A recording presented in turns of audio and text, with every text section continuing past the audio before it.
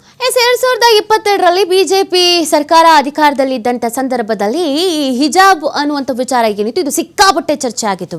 ರಾಷ್ಟ್ರೀಯ ಮಟ್ಟದಲ್ಲಿ ಸುದ್ದಿ ಆಗಿತ್ತು, ಸದ್ದು ಆಗಿತ್ತು. ನಿಮಗೆಲ್ಲ ಗೊತ್ತಿರುವಂತ ವಿಚಾರ. ಕಾಲೇಜುಗಳಲ್ಲಿ ಇದು ಬೇಕಾ, ಶಾಲೆಗಳಲ್ಲಿ ಇದು ಬೇಕಾ, ಮಕ್ಕಳಲ್ಲಿ ವಿಷ ಬೀಜ ಬಿತ್ತಬೇಕಾ, ಧಾರ್ಮಿಕ ಚಿಂತನೆ ಅನ್ನುವಂಥದ್ದು ಮಕ್ಕಳಿಗೆ ಅವಶ್ಯಕತೆ ಇದೆಯಾ, ಅವ್ರ ಎಜುಕೇಶನ್ ಸಿಸ್ಟಮ್ ಹಾಳಾಗೋಯ್ತು, ಇನ್ನೊಂದು ಮತ್ತೊಂದು ಎಲ್ಲ ಚರ್ಚೆಗಳಾಗಿತ್ತು. ಕೋರ್ಟ್ ಮೆಟ್ಟಿಲೇರಿದ್ದು ಕೂಡ ನಿಮಗೆ ಗೊತ್ತಿದೆ ಏನೇನಾಗಿದೆ ಬೆಳವಣಿಗೆ ಅಂತ. ಈಗ ಆ 2022ರ ಕತೆಗೆ ಕಾಂಗ್ರೆಸ್ನವರು ಹೊಸದಾಗಿ ನೀರೇರಿತಾ ಇದ್ದಾರೆ. ಯಾಕೆ ಅನ್ನೋದೊಂದು ಪ್ರಶ್ನೆ ಇದೆ. ಸಹಜವಾಗಿ ರಾಜಕೀಯ ಪಕ್ಷಗಳು ಏನೇ ಮಾಡಿದ್ರು ಅದಕ್ಕೊಂದು ರಾಜಕೀಯ ನಿಲುವು ಅನ್ನೋದಿರುತ್ತೆ, ಲೆಕ್ಕಾಚಾರ ಅನ್ನೋದಿರುತ್ತೆ. ಹೆಚ್ಚಿನದಾಗಿ ನಷ್ಟಕ್ಕಿಂತ ಲಾಭನೇ ಜಾಸ್ತಿ ನೋಡ್ತಾ ಇರ್ತಾರೆ ಅನ್ನೋದು ಕೂಡ ಚರ್ಚೆಗಳಿದೆ, ನಿಮಗೆ ಗೊತ್ತಿರೋ ವಿಚಾರವೇ. ಸೊ ಕಾಂಗ್ರೆಸ್ನವರಿಗೆ ಎಲ್ಲೋ ಒಂದು ಕಡೆಯಲ್ಲಿ ಭಯ ಅಂತ ಕಾಣಿಸುತ್ತೆ. ದಾವಣಗೆರೆಯಲ್ಲಿ ನೋಡಿದ್ರೆ ಅಲ್ಪಸಂಖ್ಯಾತ ಸಮುದಾಯದವರು ಮುನ್ನಿಸ್ಕೊಂಡ್ಬಿಟ್ರು. 16ನೇ ತಾರೀಕು ಸಮಾವೇಶ ಅಂತ ಹೇಳ್ತಾ ಇದ್ದಾರೆ. ಎಲ್ಲೋ ಒಂದು ಕಡೆಯಲ್ಲಿ ಮುಸ್ಲಿಂ ಸಮುದಾಯದವರು ನಮ್ಮಿಂದ ಅಂತರ ಕಾಯ್ದುಕೊಳ್ತಾರಾ ಅನ್ನೋದೊಂದು ಭಯ ಕಾಂಗ್ರೆಸ್ನವ್ರಿಗೆ ಇದ್ದಂಗೆ ಕಾಣಿಸ್ತಾ ಇದೆ. ಅವ್ರನ್ನ ಓಲೈಸ್ಕೊಳ್ಬೇಕು ಅಂತ ಈ ಕೆಲಸ ಮಾಡ್ತಾ ಇದ್ದಾರೆ ಕಾಂಗ್ರೆಸ್ನವರು ಅಂತ ಸಾರ್ವಜನಿಕ ವಲಯದಲ್ಲಿ, ಜೊತೆಗೆ ಬಿಜೆಪಿ ಮತ್ತು ಜೆಡಿಎಸ್ನವರು ಈ ಒಂದು ಆರೋಪವನ್ನ ಮಾಡ್ತಾ ಇದ್ದಾರೆ. ಕಾಂಗ್ರೆಸ್ನವ್ರು ಕೇಳಿದ್ರೆ 2022ರಲ್ಲಿ ಬೆಂಕಿ ಹಚ್ಚಿದ್ಯಾರ್ರಿ, ಬಿಜೆಪಿ ಅವ್ರು ತಾನೆ ಅಂತ ಅವ್ರು ಹೇಳ್ತಾ ಇದ್ದಾರೆ. ಸೊ ಏನೇನಾಗ್ತಾ ಇದೆ, ಯಾಕೆ ಇದ್ದಕ್ಕಿದ್ದಂಗೆ ಈ ನಿರ್ಧಾರ, ಈ ನಿಲುವು, ಇದೆಲ್ಲವನ್ನ ಪ್ರಶ್ನಿಸೋಣ. ನಮ್ಮ ಜೊತೆಗೆ ಅತಿಥಿಗಳು ಕೂಡ ಇದ್ದಾರೆ, ನಾನು ಅವ್ರನ್ನ ವೆಲ್ಕಮ್ ಮಾಡ್ಕೊಳ್ತೀನಿ. ಮೊದಲಿಗೆ ಜೆಡಿಎಸ್ನ ವಕ್ತಾರೆ ಆದಂಥ ಪ್ರಶಾಂತಿ ಅವರು ಇದ್ದಾರೆ. ಮೇಡಮ್ ನಮಸ್ತೆ, ಕಾರ್ಯಕ್ರಮಕ್ಕೆ ಸ್ವಾಗತ. ನಮಸ್ತೆ. ಹಾಗೆಯೇ ಬಿಜೆಪಿಯ ವಕ್ತಾರೆ ಕಾಂತಿ ಶೆಟ್ಟಿ ಅವರು ಇದ್ದಾರೆ. ಮೇಡಮ್ ನಮಸ್ತೆ, ಕಾರ್ಯಕ್ರಮಕ್ಕೆ ಸ್ವಾಗತ. ನಮಸ್ತೆ. ಹಾಗೆಯೇ ಕಾಂಗ್ರೆಸ್ನ ವಕ್ತಾರೆ ತೇಜಸ್ವಿನಿ ಗೌಡ ಅವರಿದ್ದಾರೆ. ಮೇಡಮ್ ನಮಸ್ತೆ, ಕಾರ್ಯಕ್ರಮಕ್ಕೆ ಸ್ವಾಗತ. ಮೇಡಮ್ ನೀವೇ ಇವಾಗ ಅಟ್ರಾಕ್ಷನ್, ಸೊ ನಿಮಗೆ ಫಸ್ಟ್ ಕ್ವಶನ್ ಕೇಳ್ಬಿಡ್ತೀವಿ. ಇದನ್ನ ಕಾಂಗ್ರೆಸ್ನ ಮಾಸ್ಟರ್ ಸ್ಟ್ರೋಕ್ ಅಂತ ಹೇಳ್ಬೋದಾ ಅಥವಾ ಮಿಸ್ ಫೈರ್ ಅಂತ ಹೇಳ್ಬೋದಾ? ಮಾಸ್ಟರ್ ಸ್ಟ್ರೋಕ್ ಅಲ್ಲ, ಮಿಸ್ ಫೈರು ಅಲ್ಲ.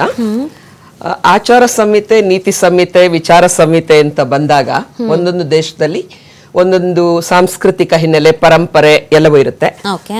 ವಸ್ತ್ರ ಸಂಹಿತೆ ಬರ್ತಕ್ಕಂಥದ್ದು ನಮ್ಮ ಜೀವನ ಪದ್ಧತಿ, ನಾವು ಬದುಕುವ ವಾತಾವರಣದಲ್ಲಿರ್ತಕ್ಕಂಥ ಹವಾಮಾನ ಪದ್ಧತಿ, ಇದನ್ನ ಅನುಸರಿಸಿ ಈಗ ನೀವು ನೋಡ್ತೀರಾ ಸಮ್ಮರ್ ಡ್ರೆಸ್ಸು, ವಿಂಟರ್ ಡ್ರೆಸ್ಸು, ಹೀಗೆ ಹಾಗೆ ಆ ಸಮಾಜಗಳು, ವಿಶೇಷವಾಗಿ ಮಧ್ಯಪ್ರಾಚ್ಯ ಪ್ರದೇಶಗಳಿಂದ ಬಂದಂತಹ ಇಸ್ಲಾಂ ಧರ್ಮದಲ್ಲಿ ಅಲ್ಲಿನ ಅತಿ ಉಷ್ಣ ವಲಯ ಇರಬಹುದು ಅಥವಾ ಒಂದು ಪರಂಪರೆಯಲ್ಲಿ ಮೇಲ್ಗಡೆ ವಸ್ತ್ರವನ್ನ ಹಾಕ್ತಕ್ಕಂಥ, ಈ ಕೇರಳ ಅತ್ಯಂತ ಹೀಟ್ ಇರ್ತಕ್ಕಂಥ ಪ್ರದೇಶ, ಅಲ್ಲಿ ಒಂದು ಪೇಟ ಸುತ್ತಕೊಳ್ಳೋದಿರಬಹುದು ಅಥವಾ ವಸ್ತ್ರವನ್ನ ಕವಚ ಮಾಡ್ಕೊಳ್ಳೋದಿರುತ್ತೆ. ಅದನ್ನ ಧಾರ್ಮಿಕ ಅಂಶವಾಗಿ ನೋಡ್ತಕ್ಕಂಥದ್ದು ಮೊದಲನೇ ತಪ್ಪು. ಎರಡನೇದು, ಭಾರತದ ಸಂವಿಧಾನದಲ್ಲಿ ಒಬ್ಬ ವ್ಯಕ್ತಿ ಹೇಗೆ ಡ್ರೆಸ್ ಮಾಡಬೇಕು, ಏನ್ ಆಹಾರ ತಗೋಬೇಕು ಅಂತ ಹೇಳ್ತಕ್ಕಂಥದನ್ನ ನಿರ್ದೇಶನ ಕೊಡ್ತಕ್ಕಂಥ ಹಕ್ಕು ಯಾರಿಗೂ ಇಲ್ಲ. ಆ ವೈಯಕ್ತಿಕ ಸ್ವಾತಂತ್ರ್ಯ ಅಂತಕ್ಕಂಥದನ್ನ ಸಂವಿಧಾನ ನಮಗ್ ಕೊಟ್ಟಿದೆ. ಹಾಗಾಗಿ ಬಿಜೆಪಿಯವ್ರು ಮಾಡಿದ ತಪ್ಪು ಅಂತ ಹೇಳಿದ್ರೆ ಈ ಒಂದು ಪ್ರತಿಯೊಂದನ್ನು ನಿರ್ದೇಶನ ಕೊಡ್ತಕ್ಕಂಥದ್ದು, ಪ್ರತಿಯೊಬ್ಬ ವ್ಯಕ್ತಿ ಹೀಗಿರ್ಬೇಕು ಹಾಗಿರ್ಬೇಕು ಅಂತೇಳಿ ನಿರ್ದೇಶನ ಕೊಡ್ತಕ್ಕಂಥದ್ದು. ಇಂಥ ಒಂದು ತಪ್ಪು ನಿರ್ಧಾರದಿಂದಾಗಿ ಈ ಸಮಸ್ಯೆ ಉದ್ಭವ ಆಗಿತ್ತು. ಅದನ್ನು ಬಿಟ್ಟುಬಿಡಿ, ಅವ್ರ ಪಾಡ್ಗೆ ಅವ್ರು ಬಿಟ್ಬಿಡಿ.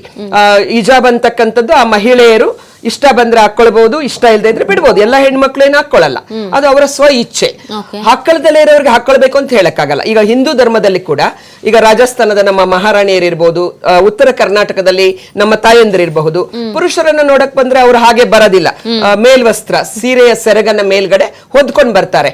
ಅವರನ್ನ ಸೆರಗ್ ತೆಗೀರಿ ಅಂತ ಹೇಳುವಂತ ಧೈರ್ಯ ಯಾರಿಗಾದ್ರೂ ಇದೆಯಾ ಅಂತೇಳಿ, ಗುಂಗುಟ್ ಅಂತೇಳಿ ಏನು ನಾರ್ತ್ ಇಂಡಿಯಾದಲ್ಲಿ ಕರೀತಾರೆ.